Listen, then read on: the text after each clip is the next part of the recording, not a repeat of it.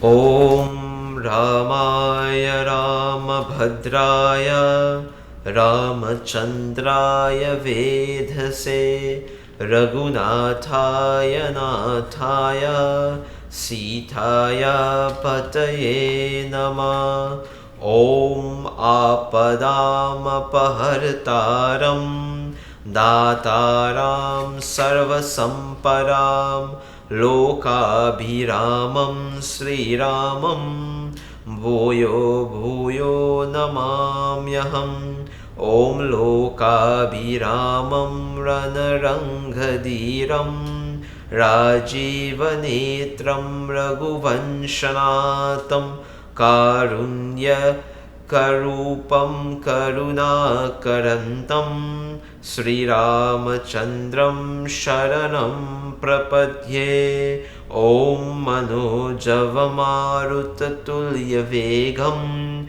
Jitindriyam Buddhimatam Varishtam Vathatmajam Vanarayokta Muktyam Sri Ramadutam Sharanam Prapadye Om Atulit Baladamam Swarna Shailabadeham Danu Javana Krishanum Dhyaninam Agraganyam Sakala Gunanidanam Vanaranam Adhisham Raghupati Priya Bhaktam Vatajatam Namami Om Shanti Shanti Shanti Hari Om. Namaskar, welcome to Hinduism in Focus. This program comes to you with compliments of Sanatan Vaidic Dharma, Pandits Sabha of Region 3. Today we will be looking at some of the teachings of Tulsidasa in his Ramcharitamānasa, or in what we call the Tulsikrit Ramayana, and these are great teachings that comes from a scholar that was Tulsidasa. In the Ramcharitamānasa, in the commencement of it rather, Tulsidasa in his commencing chapter, that is Balkanda, he wrote some important verses of life that brings out certain truth of our lives. When he talks about teacher and about realized soul, about parents, about God, etc., Tulsidasa was very clear and keen to send that powerful message to us, that message of life and death, how to transcend, how to live this life in order to go beyond, to achieve our ultimate purpose of life. So we find in this Balkanda, this first chapter of Tulsidasa's Ramayana, he gives us many analogies and many teachings that are meant to inspire us and to bring home certain basic truths. Tulsidasa had to be a scholar in order to do so. And so in this Ramcharitamānasa, Tulsidasa talks about the life of a sage, of a good person, the life of a saint, of a God-realized person. All of us may be called at times saint, whether sarcastically or not, but what it means to be a saint. Have we ever questioned ourselves, what does being a saint means? And how each of us too will one day or ultimately have to become a saint in order to achieve moksha or liberation as such. Tulsidasa uses an analogy here to bring out this point as to what the life of a saint resembles, what the life of a saint encompasses, what the life of a saint really is at the end of each day. He tells us in Balkanda, the third Doha, Chaupai of Doha 1, he says that the act or the actions of a saint are noble, no doubt. That's the first teaching, that anyone who wants to be a saint must perform noble deeds or actions. And these actions are noble like the life of a cotton plant, whose produce is dry, white and thread-like. He lives a life of sacrifice for the good of the world.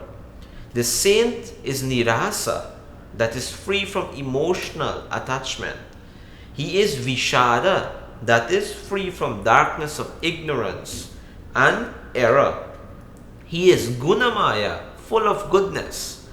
Though it is roughly treated, reaping, cutting, spinning, weaving, the cotton plant covers the faults and earn in the world a renowned position which is worthy of reverence. So Tulsidasa now, very philosophically and poetically as well, he tells us that the life of a saint is a noble one, all his actions.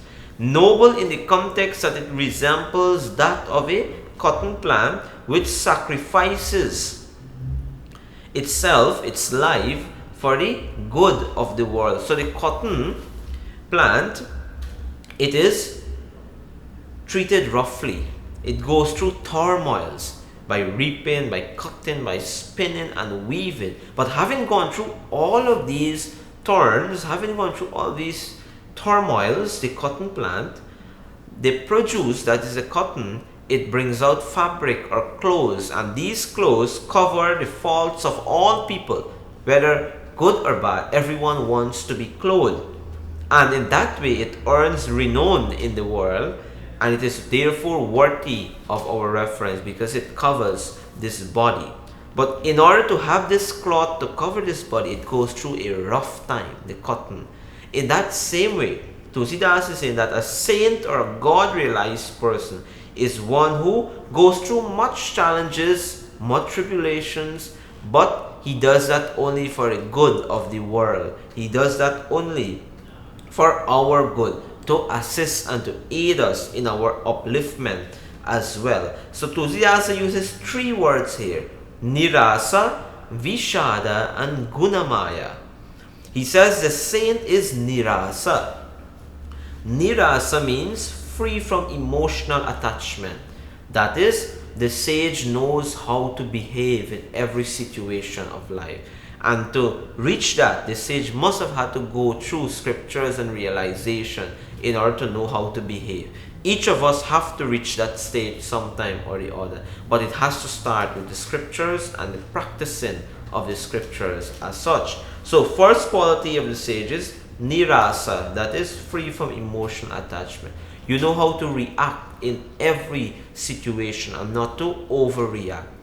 To do that is the dawn of wisdom. Whenever we find that we have reacted in a good way, in the right manner, in a manner that is conducive to goodness and to the good of every situation, it means that we have risen. It means that we are on that path, on that verge to nirasa, to proper behavior, to be free ourselves from the emotional attachment and the right conduct. We are actually on the path of dharma, good conduct, virtuous conduct. So the sage is free from emotional attachment, nirasa. Second quality, the saint is vishada, that is free from the darkness of ignorance and error.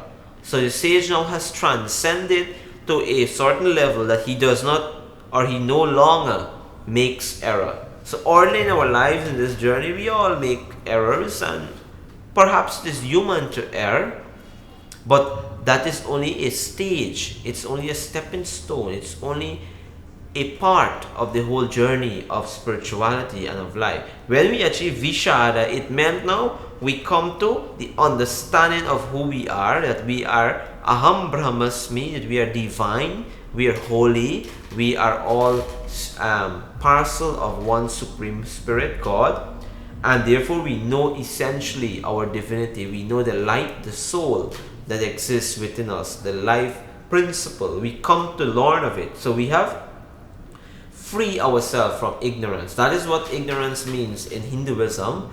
Ignorance means not knowing your real self. Having known your real self, it means you have gotten knowledge. So that is vishada, and free from error. So you have realized what causes you to make error. So this ignorance, not knowing your true self, makes you make error. But when you knowledge is done, then you begin to make less error, ultimately to no error. So you're Vishada, like the saint. And then finally, the saint is Gunamaya. Gunamaya means full of goodness. So it's a process that goes through like the cotton plant. First thing, knowing how to behave, free ourselves from emotional attachment. That will be followed by knowledge.